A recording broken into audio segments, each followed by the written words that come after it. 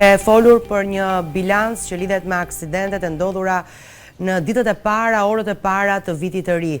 Të këtij viti 2026 që ka nisur të përgjakura nga aksidentet rrugore, ku sërish sot 3 aksidente janë shënuar në aksin Lezhë-Shkodër në rrugën e Kombit dhe në Lushnjë-Savër. Një nga aksidentet, ai i Lezhë-Shkodër, ka rezultuar fatal pasi janë përplasur 2 makina ku kanë ndërruar jetë 2 persona, ndërsa 4 të tjerë kanë mbetur të plagosur. Ditët e para të vitit 2026 ka nisur të përgjakura nga aksidentet. Mëngjesin e kësaj të premte, një tjetër aksident i rënd ka ndodhur në aksin rrugor Lezhë-Mab, në vendin e quajtur Gocaj, ku 2 persona çift bashkëshortësh kanë ndërruar jetë, ndërkohë 2 persona të tjerë bashkë me 2 fëmijë të mitur, 6 dhe 2 vjeç, që lëviznin me një tjetër makinë, kanë mbetur të plagosur.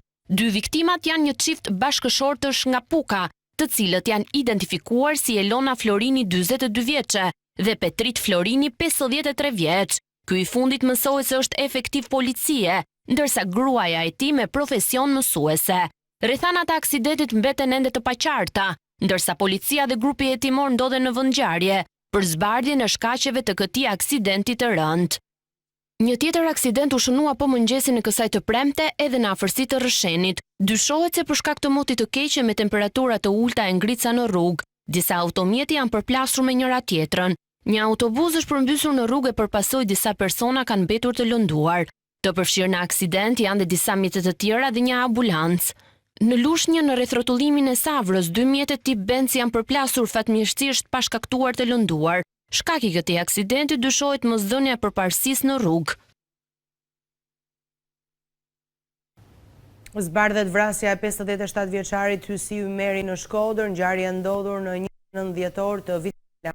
Nga hetimet ka rezultuar se 67 vjeçari u vra nga shpërthimi me tritol, me telekomand, ndërkohë fillimisht u dyshua se shpërthimi mund të kishte ndodhur në boksin elektrik të pallatit. Po do të lidhem për më shumë detaje tani me kolegen Gjensila Kodra. Gjensila, përshëndetje, atëherë çfarë ka rezultuar nga kjo ngjarje më në detaje, të lutem? Përshëndetje Ola, në fakt brenda pak ditësh policia e Shkodrës ka mundur të zbardh vrasjen me 67 vjeçaret Hysni Ymeri, e cila ndodhi në datën 29 dhjetor, pra të 2025-s, i cili ishte duke hyrë në hyrjen e pallatit, aty ku banonte, dhe përpasoi deksa ngjitej në katin e 4 të banesës së tij, shpërtimi i fuqishëm i mori jetën. Kjo ngjarje në fakt tashmë është zbardhur nga ana e policisë, fillimisht u dyshua, ashtu siç dhe ju thatë, që u dyshua se ishte një defekt apo për shkak të një shpërthimi në panelin elektrik, por më pas rezultoi nga ekspertiza se bëhej fjalë për shpërthim me telekomand, me tritol në panelin elektrik. Pra autorët, 4 persona, të cilët tashmë janë arrestuar, njëri prej tyre është autori kryesor që ka vendosur lëndën plasëse në panelin elektrik dhe shpërthimi ndodhi me telekomandim, ndërsa personat e tjerë dyshohen si persona që kanë paguar të riun për shpërtimin me lëndën plasëse. Duke referuar burimeve nga grupi hetimor, mësohet se 4 persona që janë vënë në pranga janë identifikuar si Gerti Bushati, pikërisht Gerti Bushati sipas burimeve të sigurta nga grupi hetimor dhe policia e Shkodrës, pohoi se është personi që dhe kamerat e sigurisë kanë zbuluar në fakt që afrohet pranë pallatit dhe panelit elektrik duke vendosur lëndën plasëse, ndërsa personat e tjerë të arrestuar janë Ergys Ibrahimi, Edison Hasaj dhe Gjergji Zepi. Në fakt, duke vendosur pra këtë lëndë plasëse, nuk ka motive të sakta për grupin hetimor. Pra, pavarësisht se kanë vetëm emrat konkret si autor dhe bashkëpunëtor të këtij krimi, nuk kanë një motiv të saktë për arsyet pse ka ndodhur kjo ngjarje, duke qenë se edhe 4 personat e arrestuar në dëshmitë e tyre janë shumë kontradiktor. Një pjesë e tyre kanë pranuar pjesërisht kalimin në këtë zonë, kalimin e tyre në këtë zonë, ndërsa pjesa tjetër nuk kanë pranuar autorsinë e krimit. Por duke referuar të njëjtit burime nga grupi hetimor, mësohet se momentet e para të kësaj ngjarje, për shkak se janë persona që janë identifikuar nga kamerat e sigurisë, duke kaluar përgjatë kësaj zone edhe ditë më parë, pra duke mbajtur në vëzhgim si duket me gjasa objektivin e tyre pra 67 vjeçarin Hysni Ymeri, janë shoqëruar. Pra dhe në momentet e parë që ndodhi kjo ngjarje, pavarësisht se u dyshua dhe u hetua fillimisht si ngjarje aksidentale, pati disa shoqërime. Mes tyre ishin edhe 4 të rinj, përkatësisht të moshave 24, 25 dhe 27 vjeç, janë mbajtur në një ambient përgjimi, mund të themi, janë vendosur, kjo mund të ishte edhe një klauzol e policisë Shkodrës, janë mbajtur në përgjim për të parë bisedat që këta persona pra do të bënin me njëri tjetrin, ku më pas u identifikuan dhe u arrestuan dhe personat përgjegjës. Ndërkohë nga ana tjetër, fillimisht u dyshua se mund të kishte të bënte me një atentat të mirë organizuar, mund të themi për shkak të vëllait të tij. Pra në vitin 1995 është dyshuar dhe është hetuar për një vrasje të ndodhur në ato vite, por që më pas mori pafajësim. Por kjo pjesë deri diku u përjashtua nga ana e grupit hetimor, duke qenë se dhe vëllai i tij lëviz i lirshëm, por nga ana tjetër, dyshimet kryesore kanë të bëjnë me ndonjë motiv qoftë edhe për konflikte të tjera të mundshme që 67 vjeçari Hysni Ymeri mund të ketë pasur me persona të tjerë. Pritet të merren sërish në pyetje 4 persona të arrestuar për shkak se në deklarimet paraprake pjesa më e madhe e deklarimeve të tyre kanë qenë kontradiktore me njëra dhe dëshmitë të 4 personave nëse do të krahasoheshin pra me njëri tjetrin kanë qenë kontradiktor, ndërkohë që gjatë operacionit janë sekuestruar një sër provash materiale. Po ashtu janë 28 aparatet celular të cilët janë duke u kthyer tashmë për bisedat që këta personat kanë bërë me njëri tjetrin, që mund të jetë edhe një provë shumë e fortë për të identifikuar nëse ka persona të tjerë pra që kanë marrë pjesë në këtë ngjarje, pra në këtë atentat apo jo. Po ashtu është sekuestruar një automjet Mercedes-Benz i cili dyshohet jetë përdorur po ashtu edhe ditën e ngjarjes, lëndë narkotike si kokain, po ashtu pajisje të tjera GPS, kamera sigurie, të cilat janë sekuestruar për të vijuar hetimet në lidhje me identifikimin dhe zbulimin e personave të tjerë. Madje janë një tjetër provë mjaft e fortë është sekuestrimi që policia e Shkodrës i ka bërë pra autorit kryesor të vendosjes së lëndës plasëse, Gerti Bushatit, janë rrobat e përdorura nga ky person ditën që ka ndodhur ngjarja dhe momentet kur ka vendosur lëndën plasëse në panelin elektrik. Zyrtarisht në fakt edhe sipas policisë konfirmohet që ky është një person i cili është paguar sipas grupit hetimor për të kryer shpërstimin e telekomanduar. E kuptoj. Faleminderit Gjensila. Faleminderit ju. Një aksident i rënd rrugor me pasojë humbjen e 3 jetëve njerëzore ka ndodhur siç thamë mëngjesin e sotëm në aksin Gjirokastër-Tepelen në vendin e quajtur Bypassi. Dje ka ndodhur në fakt ky aksident. 2 automjete u përplasën në një anar diku rreth orës 03:18 të atij mëngjesi duke shkaktuar një bilanc tragjik që në ditën e parë të vitit 2026. Viti i ri në vendin ton ka nisur me një tragjedi ku 3 të rinj mbetën të vdekur në një aksident fatal në aksin rrugor Gjirokastër-Tepelen. Rreth orës 3:18 minuta të datës 1 janar, Kledi Myftari, 24 vjeç dhe Angelo Ruçi, 28 vjeç, po udhëtonin me automjetin tip Volkswagen me targa AB 797 VP, ku në zonën e Bypassit u përplasën me automjetin tip Mercedes-Benz me targa AB 552 LV, i drejtuar nga Martin Dulaj. 2 drejtuesit e mjeteve dhe 1 nga pasagjerët humbën jetën në vendngjarje, ndërsa Arsida Demiri, e cila udhëtonte si pasagjere, në makinën që drejtoi nga Martin Dulaj mbeti e plagosur dhe u transportua në spitalin e traumës për ndihmë mjekësore.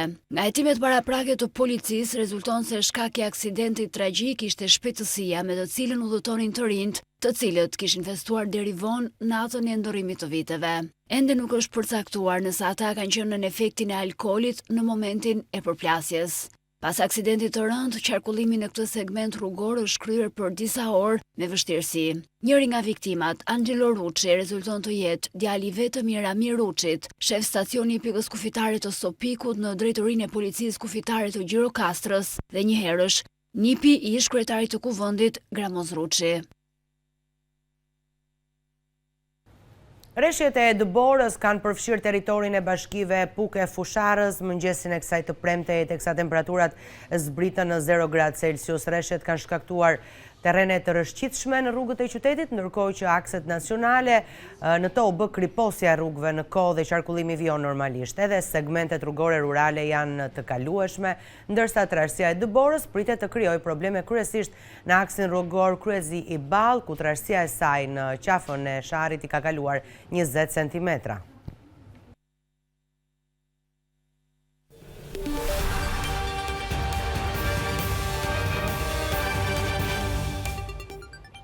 Viti 2025 ishte shumë i trazuar për median shqiptare. Ai shënoi edhe një nga momentet më të vështira të gazetarisë së pavarur, pasi News 24, televizioni më i madh informativ në Shqipëri, u përball me ndërhyrjen e dhunshme shtetërore, por edhe qëndresën dhe ringritjen e gazetarisë që nuk mund të ndalet.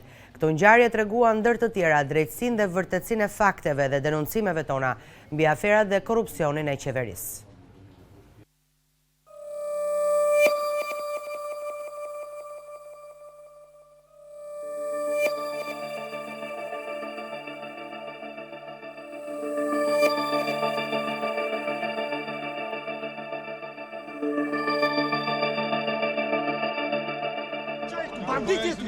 Institucioni e ti, shteti për mua e ti, zotri. I drejtohem edhe shikuesve të cilët në qoftë se nuk e ngrenë zërin për këtë që po ndodh, atëre jam e sigurt që do t'ju shuhet, do t'ju zbehet zëri tyre. Zotri, po ndalohemi që të aksesojmë ambientet e televizionit në kundërshtim të vendimit të gjykatës. Është e paprecedent, ndjesër më beso, do më ta them sinqerisht, do ju vi tur për këtë që po bëni.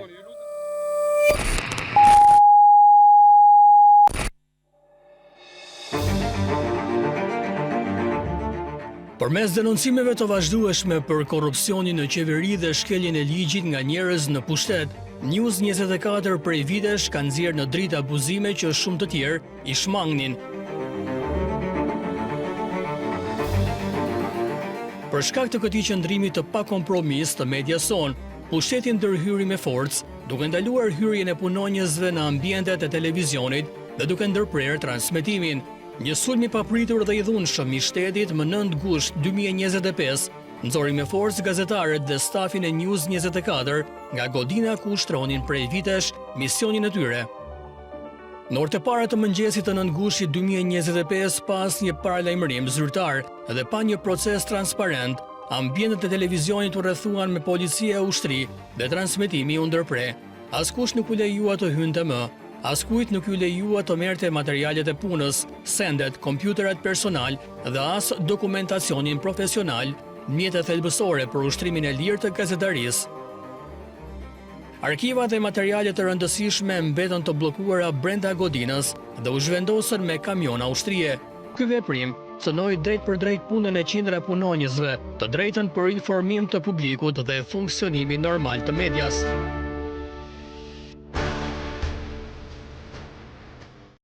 Gazetarët dhe punonjësit e News 24, por jo vetëm, protestuan në mënyrë paqësore për disa ditë përpara godinës, duke kërkuar të drejtën për të marrë mjetet e tyre të punës dhe për të vijuar informimin e publikut.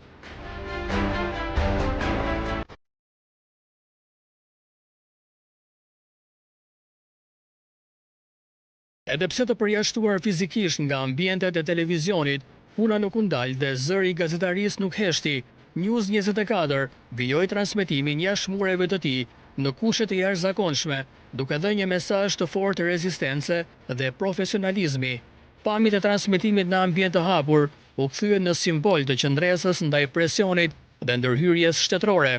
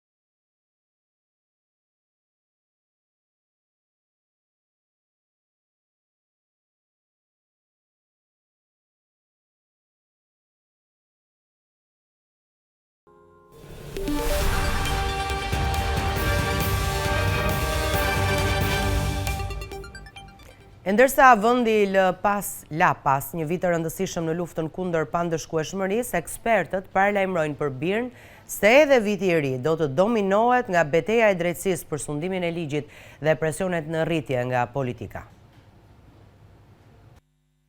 Viti 2026 po e gjen Shqipërinë në një udhëkryq të ri sa i përket raporteve të politikës me drejtësi, ndërkohë që vendi pret të avancojë në rrugën e përmbushjes së kushteve për anëtarësimin në Bashkimin Evropian, me sundimin e ligjit sigur themeli në këtë proces. Ndryshe nga ç'kishte premtuar kryeministri Edi Rama, e mbylli vitin 2025 duke bërë avokatim publike të bashkëpunëtorëve të tij të ngushtë, që po përballen me një mal akuzash për manipulim tenderash me prokurorinë e posaçme. Megjithatë mbetet ende e paqartë se si do të pozicionohet ai ndaj kërkesës për heqjen e imunitetit të zëvendës kryeministres Belinda Balluku, e cila fle në sirtare të kuvendit, që prej 16 dhjetorit shkruan birën. Në kundërshtim me rregulloren dhe praktikën e mëparshme parlamentare, socialistët po fitojnë kohë duke shtyrë vendimarrjen për Ballukun në janar, edhe pse zyrtarja e lartë akuzohet për manipulim të tenderave, me vlerë 100 milion euro dhe kërcënim të dëshmitarëve. Më herët Edi Rama bëri një betejë në gjykatën kushtetuese në mbrojtje të Ballukut, duke ngrirë përkohësisht një vendim për pezullimin e saj nga detyra, ankimim që pritet të marrë përgjigje përfundimtare më 22 janar, nga kjo gjykatë nëse është i bazuar në kushtetut apo jo. Çështja Balluku nuk është e vetmja sfidë në oborrin e kryeministrisë, pasi kryeministri Edi Rama i doli në krah edhe Mirlinda Karçanajt, drejtoreshës i jetëgjatë të Akshit, akuzuar si bashkëpunëtore një grupi të strukturuar kriminal në manipulimin e tenderave, për të ashtu quajturën Shqipëria Digjitale. E ndërsa goditjet e SPAK-ut ndaj zyrtarëve të lartë dominuan vitin që po lëm pas, ekspertët e politikës paralajmërojnë se edhe viti i ri do të ketë sërish në fokus përballjen e politikës me drejtësinë. Afrim Krasniqi, drejtori i Institutit për Studime Politike, rindit si dy zhvillimet më të rëndësishme të vitit ecurinë e hetimeve të SPAK ndaj zyrtarëve të lartë, si dhe ecuria e procesit të integrimit. Por ai beson se tensioni në rritje anti-SPAK nuk do të prek punën e organeve të reja të drejtësisë, pavarësisht se është në interesin e të dyja palëve politike.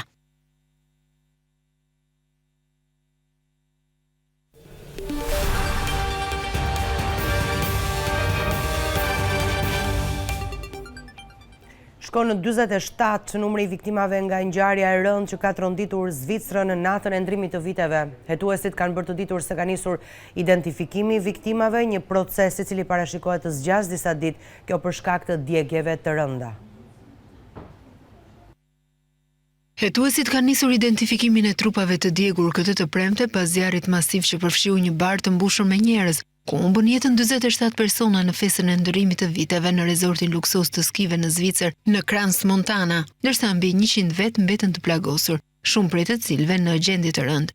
Aq të rënda ishin djegjet që pësoi turma, kryesisht e të rinjve, saqë zyrtarët zviceran thanë se mund të duhen ditë para se të identifikojnë të gjitha viktimat nga zjarri, njofton Reuters.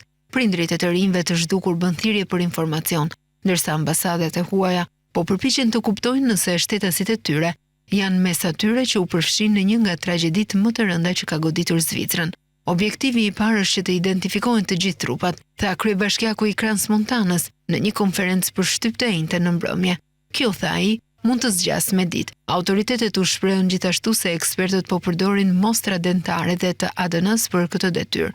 Duhet të jemi shumë të saktë sepse informacioni është aq i ndjeshëm saqë asgjë nuk mund të thuhet familjeve nëse nuk jemi 100% të sigurt, u shprehën më tej autoritetet. Italia dhe Franca janë ndër vendet që kanë thënë se disa nga shtetësit e tyre rezultojnë të zhdukur. Ndërkohë nuk dihet ende se çfarë shkaktoi zjarrin. Autoritetet zvicerane u shprehën se dukej të ishte një aksident dhe jo sulm. Disa rrëfime nga të mbijetuarit sugjerojnë se zjarri mund të ketë nisur për shkak të shirinjve.